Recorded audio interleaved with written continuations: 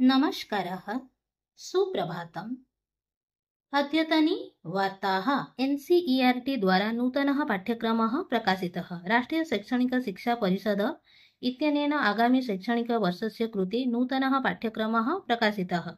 यतः आगामि एप्रिल् मासात् अग्रिमः शैक्षणिकवर्षः आरभ्यते।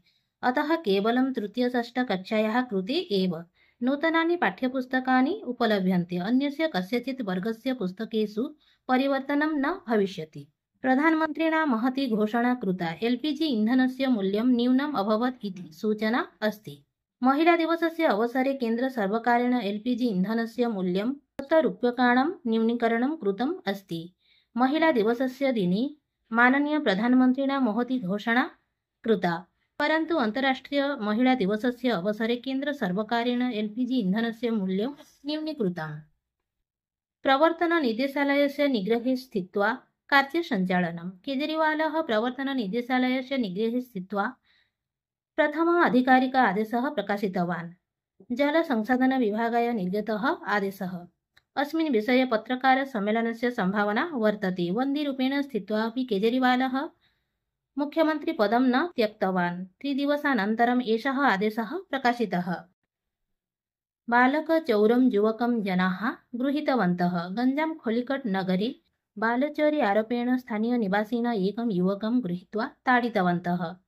अग्निशामक स्थानकस्य विपरीतभागे ओडियारोपी कॉलोनी इत्यस्मिन् एकस्य व्यक्तेः गृहस्य अन्तः अभियुक्तः प्रविष्टवान्।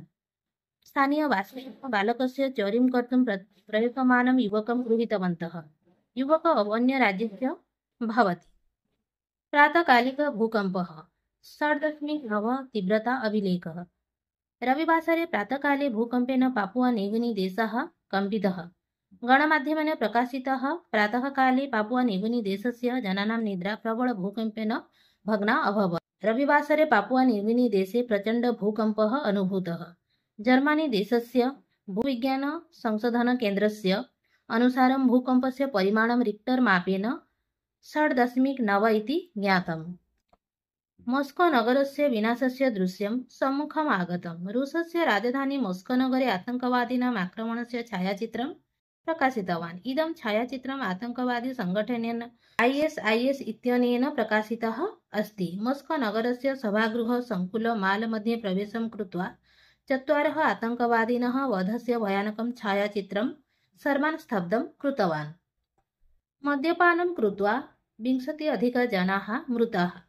मद्यपानानन्तरं मनुष्यस्य प्राणः नष्टः भवति। मृतानां संख्या 21 प्राप्ता इति ज्ञातम् अस्ति। एतादृशी वार्ता पञ्जाबस्य संसररु मण्डलात् आगता अस्ति। संसररस्य मुख्यचिकित्साधिकारिणः मते इथेनाल् युक्तस्य मद्यस्य सेवनं कृत्वा 40 जनाः चिकित्सालये स्थापिताः। कलिङ्गचिकित्सालयस्य नूतनभवनस्य उद्घाटनं। भुवनेश्वरे कलिङ्गचिकित्सालयस्य नूतनभवनस्य उद्घाटनम् अभवत्। चिकित्सालयस्य नूतनभवने डॉक्टर SK दासखण्डः प्रारब्धः अस्ति। राज्यपालस्य रघुवरदासस्य उपस्थितौ उद्घाटनम् अभवत्। इति वार्ताः। धन्यवादः। जयतु भारतम्, जयतु संस्कृतम्।